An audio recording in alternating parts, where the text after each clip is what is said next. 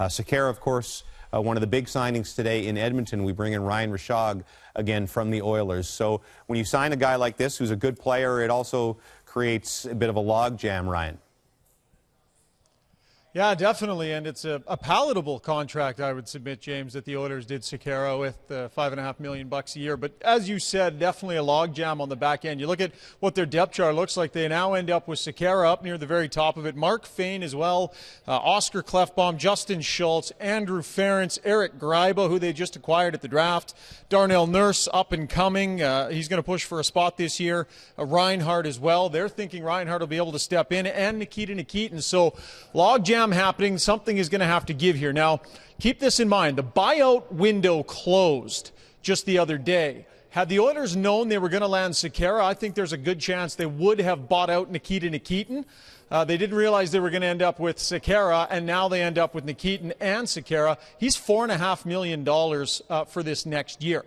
Now, the option here could potentially be Justin Schultz. They could elect to go to club-elected arbitration. That opens up another buyout window for the Oilers. If they do that, they could then buy out Nikita Nikitin. The other option, of course, is just trying to find a team out there that needs a defenseman, a depth guy, and offer to hold back a bunch of his salary. But too many bodies on the back end, especially if Griffin Reinhart is pushing for a spot this year, and Darnell Nurse, who potentially could come in and push for a spot as well. Too many guys on one-way deals. So a logjam that's going to have to give, James. End of days like this, thank you very much, Ryan. We always end up declaring winners and losers of periods like this, which is always silly because we never know. The contracts sometimes can look good and then can look awful in a year or two later. But if you take the whole period of the draft and McDavid, which was given to them, it's hard not to look at the Edmonton Oilers as significant winners, even from a symbolic standpoint of landing a big-name free agent like this. For years, we used to rail on the Edmonton Oilers because they didn't identify their organizational need of goaltending and defense. Well, now they've done it, and there's a certain level of professionalism that's going on around the Edmonton Oilers that wasn't there before. Bob Nicholson's come in, clearly defined plan. Peter Chiarelli's following that plan, adding some of his own ideas. Edmonton's in a pretty good spot, real good spot. You can say Nicholson or Chiarelli or whatever, but when they got that golden ticket, that's when things start happening. Guys might want to start going to Edmonton. Sekera is a nice addition, but you look at some of those other guys, Nikitin, Klefbom, that's a group that's just not gritty enough, experienced enough, and tough enough to play in front of their goaltender. It's all about elite talent. They're hoping down the line that Darnell Nurse can be that big 30-minute-a-night guy. He's not going to be a Chris Pronger, but a guy that plays 30 minutes. He's awfully difficult to play against because that's just still not going to cut it. Too soft and not experienced enough. So last year at this time when we were going through free agency and at the draft prior, we were talking about the need for them to separate old vision from new vision. Mm-hmm. And that's really been the biggest change. And that started with the hiring of Bob Nicholson. It took him a year to go through the entire hockey department and make the changes that he wanted, which started with Chiarelli, that end with Todd McClellan, and now all these new players that come in. But what I'm seeing from that depth of defense that Ryan was just talking about, nowhere on that list was Darnell Nurse. This is a good thing. It is not a good thing to keep jamming 19 and 20-year-olds into your lineup. Connor McDavid's different. Leon Draisaitl and Darnell Nurse, if they start in Bakersfield, there's nothing wrong with that. But in the past 5 years, those guys get shoehorned into the lineup in Edmonton, and they get their teeth kicked in. Taylor Hall had a great tweet right after McDavid got drafted. He said, hey, try not to screw up what we've done over the last 5 years. They'd like to get into the playoffs. Right. They are, for the first time in a long time, I look at them and that's not just hoping. There's real hope in Edmonton. But you're saying that's not a playoff D? Well, not even no, close. no, not over 82 games. I'm not discounting the value of the golden ticket that you mentioned, but the biggest change for the Edmonton Oilers going forward is the positivity. To work there, not only just as going in as a player into this coming up training camp, the management, the staff, everybody involved, we talk so much about the need for a culture change. You go over the time, and always the criticism of the Edmonton Oilers is they just haven't gotten it right in the locker room. They haven't gotten it right around the organization.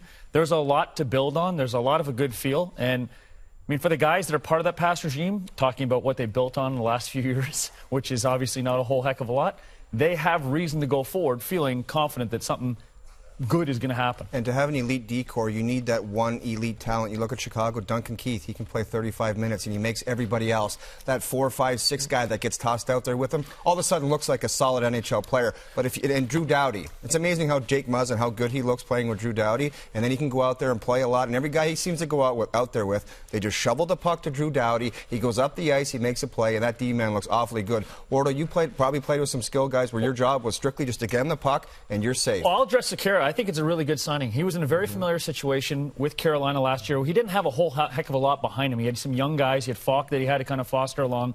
But I think he's in a position. He went to L.A. and there's that kind of, the glum of voying off and having to figure things out with contracts and salary caps. I think going to Edmonton, he's the type of guy that has a very good perspective. He's very good in both ends. And he's a very good leader. From all accounts, from management to staff, everybody loved him. I think going into Edmonton, he even acknowledged the fact that he is going to Edmonton knowing that he's got a young guy that can help his career in the process, that interview that he did with you. So he's a good fit for what they need right now. I will say one of their young guys that, as everybody talks a lot about their forwards, and everybody gets by Justin Schultz, and in my mind, Schultz has been a disappointment because he's not been able to figure out the NHL game. The speed that he has to play at. He doesn't defend particularly well. But at the World Championships, when I watched Oscar Klefbom, he looks like a player that's ready to take a step for me. He looks like a second-pair defenseman. He's mobile, he skates, he can shoot the puck. I thought he looked terrific there, and he had a good second half of the year in Edmonton. And I believe he's a guy that you can slot him into your second pair. You don't have to ask him to hold the world up anymore. All right, well, you were mentioning, I just want to clarify, when you mentioned Nurse and Draisaitl. With Nurse, would you like him to play the whole year in the A? No, not necessarily. Right. I'd like him to start there. I'd like him to get some pro games in. There's no need to jam him into the lineup. There's going to be enough hoopla around Connor McDavid. Let Darnell Nurse go and play those 25 or 30 minutes that Jeff's talking about, because he's not going to play them in Edmonton. So go play for 30 minutes. I've yet to see a player harmed by taking his time. I got a list as long as my arm that go the other way. Same thing goes with Draisaitl. They've lauded his skill and his maturity and understanding the game, reading the game, something that Edmonton needed. There's nothing wrong with going to the American Hockey League and fostering that and not being under the gun to try and contribute now. I think it's right. It's take that template of the Detroit Red Wings, of all those teams who take their time because they let guys learn on their scale. Well, Detroit would leave them there no matter year, no matter what, even and if he was helps shining. with the entitlement of the whole organization. Yep. It's not, I'm getting this, I deserve this, I want the $6 million a year. You got to earn it. It also pushes the money back because it pushes the entry level, the time they get in and chew up their games and build up matters. their. Oh, you bet it does. Down the road, look at that group of players. It's going to matter for sure. And if you look at 2 years ago when Darnell Nurse came to the World Junior Camp, he was at the camp like his hair was on fire. He was all over the place. Then last year in the tournament, look at how he played. He was fantastic. Right. That's in 1 year. What's going to hurt him if he holds back another 6 months, plays the program, starts playing against a bunch of 25 and 26-year-olds, and has to adjust to that? He's going to come up for Todd McClellan's group, which will be at the defensive end headed by Jim Johnson. They'll be in good stead with Darnell Nurse if they can keep the pace slow.